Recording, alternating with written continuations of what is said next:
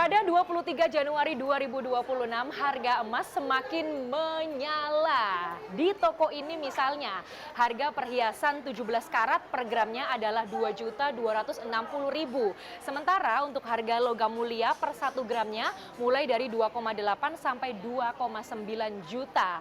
Jadi, kalian pilih mana nih? Beli perhiasan, logam mulia, atau tabungan emas digital? Perhiasan. Lebih suka ke emas kayak gini, Mbak. Ya itu tadi alasannya bisa dipakai, bisa kelihatan. Logam mulia kayaknya buat ya untuk jangka panjang dia lebih menguntungkan sih. Logam mulia. Kebetulan nggak suka memang dengan perhiasan. Yang kedua, logam mulia tujuannya memang untuk investasi. Di tengah kecenderungan kenaikan harga emas, sejumlah warga memilih membeli atau menjualnya di toko-toko emas di salah satu pusat perbelanjaan Surabaya. Ada yang memilih logam mulia karena pasti bisa langsung dipegang. Ada juga yang memilih perhiasan emas karena bisa dipakai. Emas dinilai menjadi pilihan terbaik untuk investasi jangka panjang.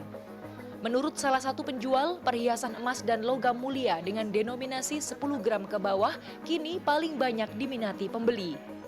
Masih yang favorit sih perhiasan emas. Sama kalau logam mulia yang berat 10 gram ke bawah.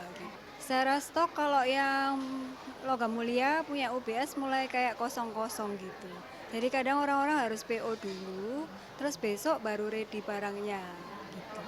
Kalau kayak Antam masih siap sedia sih stoknya. Gitu. Wakil Kepala Program Studi Manajemen Kelas Internasional Universitas Ciputra Surabaya, Adi Kurniawan Yusuf mengatakan, kelebihan logam mulia bisa dipegang langsung secara fisik sehingga pemilik merasa lebih tenang. Jika membutuhkan uang, pemilik bisa langsung ke toko emas dan menjualnya. Sementara perhiasan emas mempunyai fungsi ganda, selain untuk investasi juga bisa digunakan. Jika menabung emas digital, seseorang bisa membelinya meski dengan dana yang kecil. Untuk menentukan pilihan, sesuaikanlah dengan profil risiko dan kenyamanan masing-masing.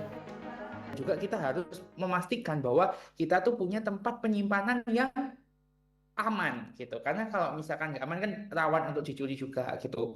Nah, terus juga kalau di emas itu ada istilah namanya spread, selisih harga jual dan juga harga beli. Nah, lihat saya ini ya Bu ya, kalau spreadnya yang logam mulia itu lebih besar dibandingkan emas digital. Karena kan kalau di logam mulia itu mereka harus dicetak terlebih dahulu. Tapi kalau misalnya kita ke emas digital terlebih dahulu, maka biasanya spreadnya itu lebih kecil dan itu lebih inklusif. Kalau perhiasan itu sendiri itu biasanya kan itu tidak murni emasnya gitu ya, ada biaya pembuatan sehingga otomatis harga jualnya biasanya bisa jauh dari harga belinya karena biasanya yang dilihat hanya emasnya saja. Adi menyarankan untuk mendiversifikasikan investasi bukan hanya di satu instrumen investasi. Salah satunya adalah emas karena menjadi safe haven atau aset aman. Jika berinvestasi emas, jangan berharap cuan langsung di tangan karena investasi emas bersifat jangka panjang.